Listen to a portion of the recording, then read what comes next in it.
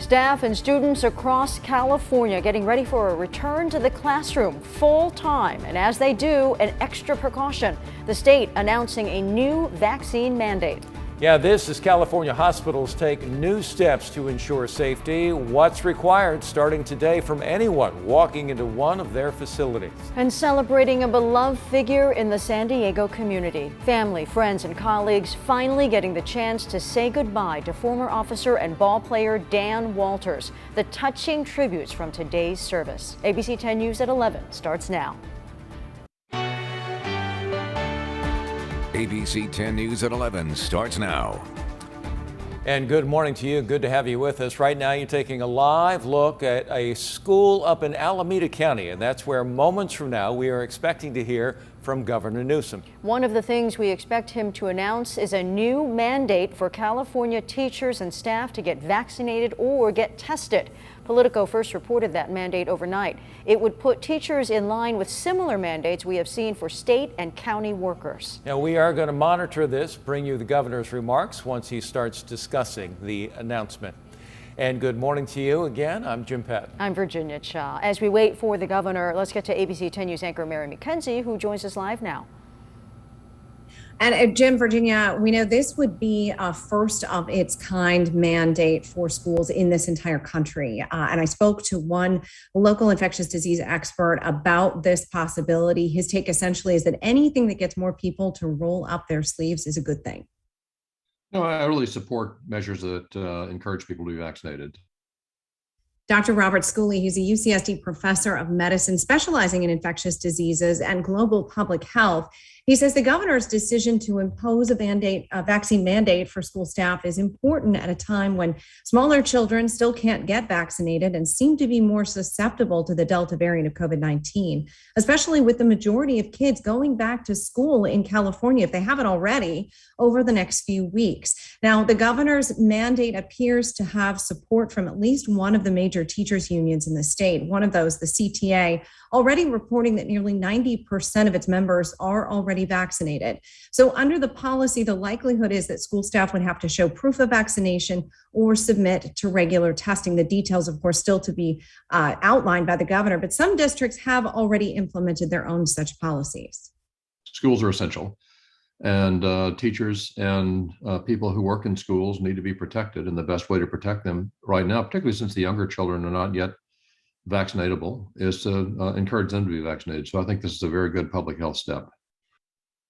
And as we've discussed, the governor already announced a similar policy to what we've described, at least for state employees, as well as a full mandate for all healthcare workers in the state. So again, the details to come, but we expect that announcement to happen soon. And of course, we'll be listening for it. Mary McKenzie, ABC 10 News. Mary, thank you very much. And starting today, hospitals in our state will only allow in visitors who are vaccinated or provide a negative COVID test. The state order applies to hospitals, skilled nursing facilities, and intermediate care facilities. All healthcare facilities will either verify visitors are fully vaccinated through documentation or ask for proof of a negative test within 72 hours before the visit.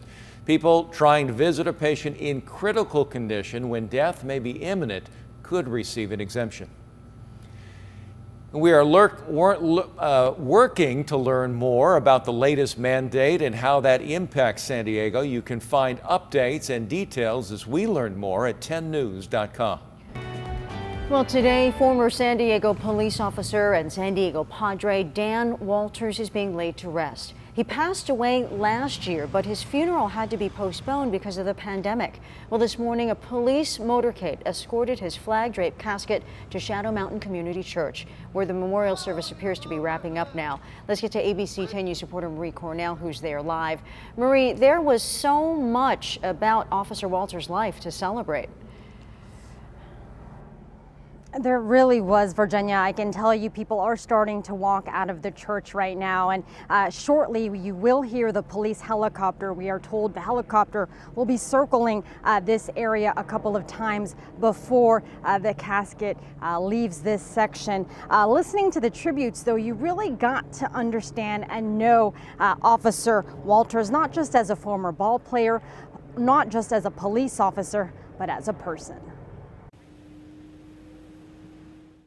With the sun shining down, his brothers and sisters in blue stood side by side honoring Dan Walters in a police procession that took more than a year to happen.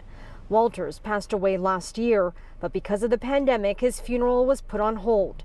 Today, colleagues, friends, and loved ones celebrated his life.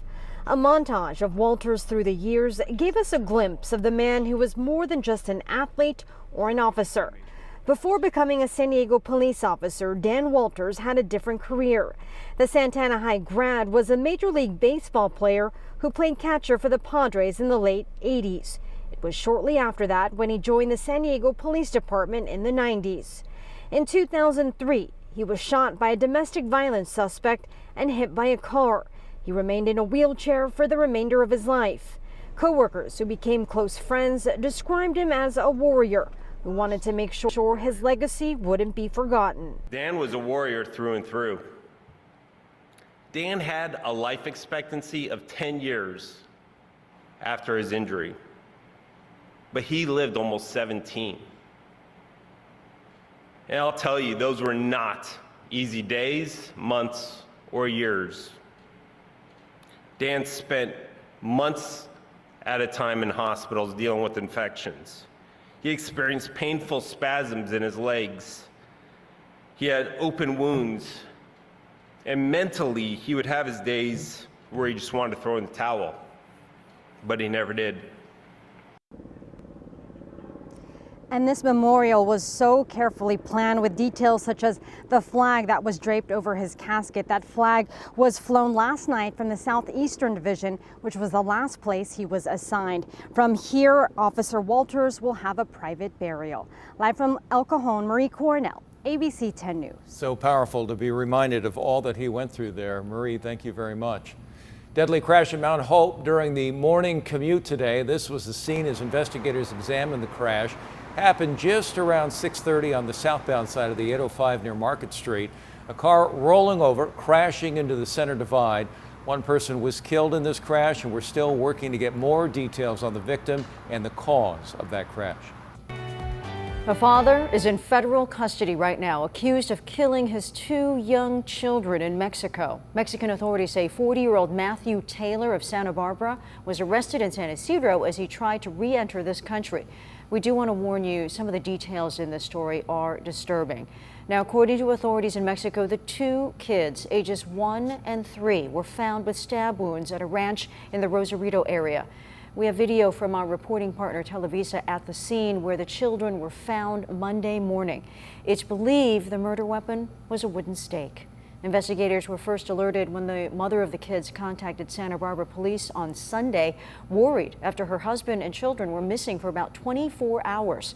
Well, the children and their father were last seen on surveillance camera leaving this hotel in Rosarito about 2 in the morning Saturday. Taylor later returned without his kids and then left the hotel. A neighbor of the family says the news is so difficult to believe. Just shocked, frankly. Immensely tragic, and having known the two kids and the family, it's just awful. I really don't think I have any more words. I'm just stunned. Taylor is being held in federal custody in Los Angeles, where he awaits charges. Happening now, New York Lieutenant Governor Kathy Hochul is getting ready to address the people of New York before she takes over the state's top job. Hochul is set to replace Governor Andrew Cuomo in 2 weeks. That's after yesterday's bombshell announcement that he's resigning in the wake of sexual harassment allegations. He denied those allegations before saying he planned to step aside. New York Attorney General report concluded Cuomo displayed a pattern of harassing state employees. Hochul will become New York's first ever female governor. Well, overnight, the Senate shifting gears. Lawmakers moving their focus from the infrastructure bill to a new spending bill we told you about yesterday. $3.5 trillion to expand several programs. That budget passed its first hurdle overnight. But as ABC's Alex Perche explains, it still faces criticism from both sides, and that could sink it. The Senate, fresh off of passing a $1.1 trillion infrastructure deal in a rare act of bipartisanship, the bill as amended is passed. Democrats in that chamber now moving ahead with President Biden's two-track infrastructure agenda. The yeas are 50. After 14 hours of debate, they also passed a $3.5 trillion human infrastructure bill just before dawn, with only Democrats voting in favor. The framework includes a massive amount of spending on several Democratic priorities: universal pre-K, free community college, and funding to combat climate change. Democrats say it would be fully paid for by increasing taxes on the wealthy and corporations. The Democratic budget will bring a generational transformation to how our economy works for average Americans. Senate Minority Leader Mitch McConnell blasting the amount of spending. Make no mistake, this reckless taxing and spending spree is nothing like we've seen. Nothing. Republicans fear the spending could further increase inflation, which a new report finds is already up 5.4% in the last year. This human infrastructure plan is part of a budget resolution. Senate Democrats looking to pass it through the reconciliation process, meaning they don't need any Republican votes so long as they remain united. The reality is that Democrats hold a razor-thin majority in the Senate, and moderate Democrat Senator Joe Manchin is already balking at the price tag. Senate committees will now begin crafting legislation to match the passed budget, a process that could take several weeks before it heads to the House. The House plans to end its recess early and return on August 23rd to vote on this $3.5 trillion budget reconciliation framework that passed this morning. Alex Perche, ABC News, Washington.